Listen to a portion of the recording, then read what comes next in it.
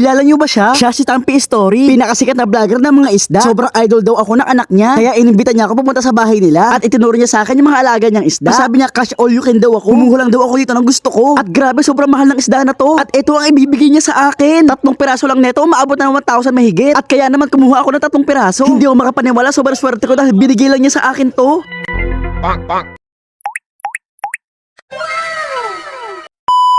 Isang hapon, hindi ako makapaniwala. Nagchat sa akin si Tampi Story, sikat na vlogger. Bibigyan daw niya ako ng mamahaling isda. Sa sobrang excited at saya ko, nakalimutan ko na magsuot ng tsinela. Kaya namang bago pa magbago isip niya, pupunta na ako sa bahay nila. Nagpasama nga pala ako sa tito ko na si Boy Ubo. Alas 3 na nga ng hapon to, sobrang init ng araw. Pero walang makakapigil sa amin. Dito na nga lang pala kami dumaan sa bukid. Para kahit sobrang init, ay may hangin naman kahit konti. After 45 minutes na biyahe, nakarating na kami dito sa bahay ni Tampi Story. At grabe, inabangan pa talaga niya kami sa labas. Pinapasok na nga niya kami sa bahay niya. At napapaw talaga ako kasi kaliwat kanan, mayroon siyang mga malalaking parektangle na timba. At doon niya nilalagay ang mga isda niya. Grabe, sa sobrang dami, hindi ko na mabilang. Muli nga pala ang favorite kong isda. Dito sa isang lagayan na to, punong-puno ng muli ng iba't iba ang kulay. Pero sabi niya sa akin, Kuya Dug, sunod ka. Dito papapiliin kita at bahala ka ng humuli. Sinabi niya yun sa akin. At pagkakita ko, PKBM pala to. Or Platinum King Balloon Molly. Alam niya ba, 3 piraso lang ito, maabot na ng 1,000 pesos. Hindi ko nga lang alam ngayon kung mas mahal o mas mura. Pero sabi niya, bahala daw ako kumuha. Kunin ko nga doon kung ilan ang gusto ko. Kaya eto, inabutan niya ako na lagayan at dito ko ilalagay yung mga nahuli ko. Hindi niya ako makapaniwala, sobrang mahal nito, ibibigay lang niya sa akin. Sa buong buhay ko, first time ko lang manghuli ng isda na mamahali. Sobrang bibilis nga nila, pero kahit papaano nakahuli ako ng isa. Sobrang nakaka-enjoy nga, nakakawala ng stress. Siyempre kahit papaano may hiyarin naman ako. Kahit sinabihan niya ako na kunin ko kung ilan ang gusto ko. Hindi ako naging mapagsamantala. Nanaig pa rin ang pagiging inspirasyon ko sa kabataan. Gusto nga niya 10 ang kunin ko, pero okay na sa akin ng 3 piraso. Ako na ang bahala magpadami. Ipinalastik ko na nga dito mga nakuha ko at ibinalik ko muna dito sa tubig. Siyempre bago kami umalis, kwentuhan lang muna kung kamusta ang buhay-buhay. Siyempre nakakahiya din naman yung pagkabigay sa amin. Uwi agad kami. After 2 hours na pag-uusap kasi medyo napasarap, ay napauwi na rin kami. Pagka-uwi ko, sinunod ko sa akin yung mga sabi ng followers ko. Sabi kasi nila, wag ka daw muna basta-basta ilalagay ang isda sa bagong aquarium. I-acclimate ko daw muna, kaya ito ginawa ko. Hinayaan ko lang sila dyan ng 2 hours. After 2 hours, ito nga, papakawalan ko na sila. Ang problema nga lang, sobrang kalat na ng tubig kasi nagdumihan na sila. Wala pa naman akong filter. Pero ang importante, pagkalagay ko sa mga isda ko, okay na okay sila at masigla at hindi na water shock. Bukod nga sa wala pa akong filter, pasira-sira pa tong aerator ko. Tumitigil kasi yung paglabas ng hangin, kaya kailangan ko pakalug-kalugin para ulit gumana. Syempre may mga fry na ako, kaya kailangan na nila ng aerator. Tsaka ito, sobrang dumi na ng tubig at sobrang labo na. Buti na nga lang at sumakto dumating na yung panlinis ko ng aquarium tsaka ng tubig. Grabe, akala ko na una aquarium at tubig lang ay okay na. Sobrang dami mo palang kailangan na paggastosan. Kailangan mo pala talagang pag-imbesa na pag-aalaga ng isda. Partida ha, isang aquarium pa lang meron ako. Kumuha na nga pala ako ng timba para pagsasalinan ng tubig. Base sa mga napapanood ko, ganito lang ang ginagawa nila at pinipisil para lumabas yung tubig. Pero para may problema yata dito sa nabili ko. Medyo naiinis ako kasi walang lumalabas sa tubig kasi nga naiipit o nagpo-full. Nahaharaan tuloy yung paghigop ng tubig. Kaya ayan, walang lumalabas. Hindi naman ganito yung mga napapanood ko. Ano kayong problema? Hay, sa inis ko hindi ko na lang tinuloy. Nasayang lang yata yung pera ko dito, hindi naman gumagana. Imbis na maglinis ako, lalo pang dumumi. Madumi na nga yung tubig kanina, lalo pang dumumi at lumabo. Nahalo kasi ng nahalo, kakapisil ko. Nagpaikot-ikot tuloy yung mga muli ko, hindi ko alam kung naiirita sila o nagugutom. Kaya ito, papakiri ko sila ngayon ng PO1. Buti nga, pagkalagay ko sa kanila dito, hindi sila inaaway nila Ping tsaka ni Pong. Sa bagay, hindi naman siguro sila aawayin kasi 3 sila, 2 lang sila Ping at tsaka si Pong. At grabe, mukhang gutom na gutom nga sila. Sobra sila makipag-agawa ng pagkain. Tanong ko lang, ano kaya magandang pangalan nilang 3? Kung yung 2 orange, si Ping at tsaka si Pong, silang 3 puti, ano naman magandang pangalan? Comment kayo ha, gusto ko yung cute na pangalan. O siya, yun lang muna. Thanks for watching. Bye-bye!